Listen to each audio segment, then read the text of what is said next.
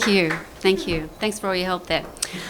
I used to work as an HR manager in a construction company. One of the first things I realised when I started working there was that I was need to go and sort of work with the guys when they came in off the site and they're hanging out in the office, that they couldn't walk around all day long calling everybody cunt.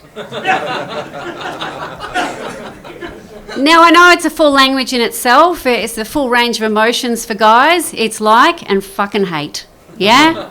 And when you're talking to your friend, you're like, yeah, g'day cunt. But when you're not talking to a friend, it's like, fucking cunt. Did you see how I did the full range of emotions there for men? It just absolutely covers it.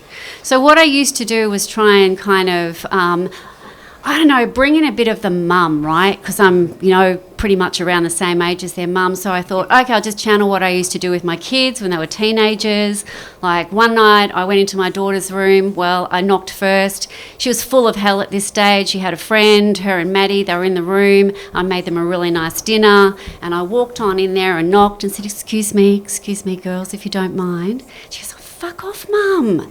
And I went, Kate, I'm just letting you know that it's time for dinner. Is it possible for you to be a little less cunty? Maddie nearly fell off the bed. Everybody enjoyed the lasagna. We had a good night. My kids went to a conservative Christian school, yeah, and with a mother like me, it's not a surprise at all that I was often called up to the school. It was quite clear that I was not a Christian, but they were very charitable towards us. And my son one day came out very shamefacedly to the car when I was in the circuit to pick him up.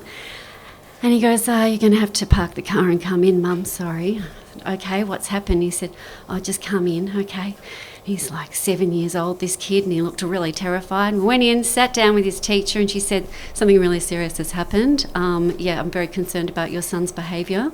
And she pulled out a very maximally folded Post-it note. Like, you can only fold a piece of paper over about 7 times. I feel like this had gone and broken a record and done like 14 times, tiny little note.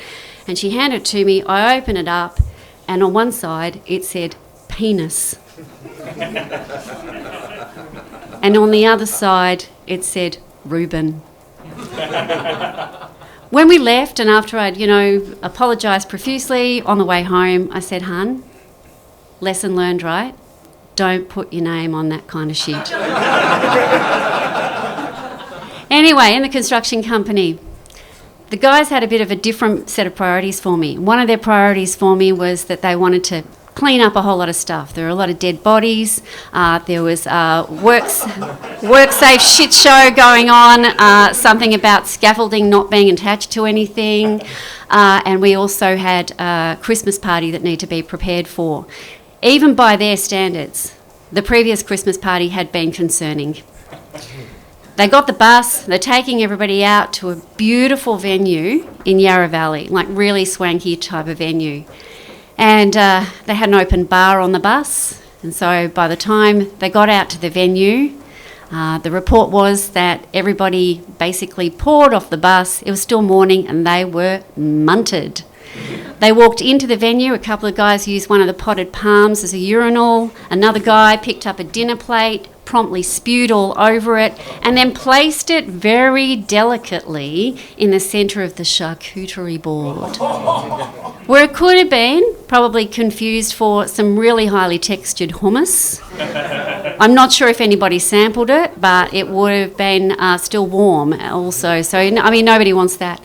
So the guys had these sort of priorities for me. How are we going to clean up this Christmas party? How are we going to make it okay?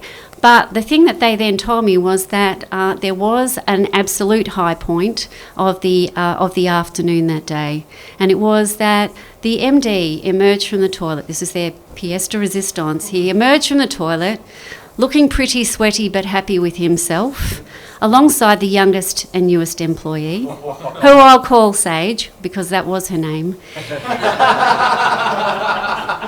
And she emerged looking victorious beside him, a man more than, twice her age, which is fine, Brad, not a problem. I'm not no judgment. But in this case, everybody was looking pretty happy.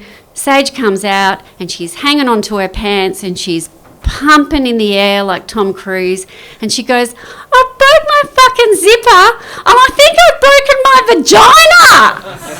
vagina. Anyway, subsequently, they got married. There haven't been any children from that. It's probably something to do with the fact that she has a busted VJ. And it's fine. He doesn't need any more kids because he's married one. Thank you so much. You have been very well behaved. So you know this, the club is a loss. So put your drink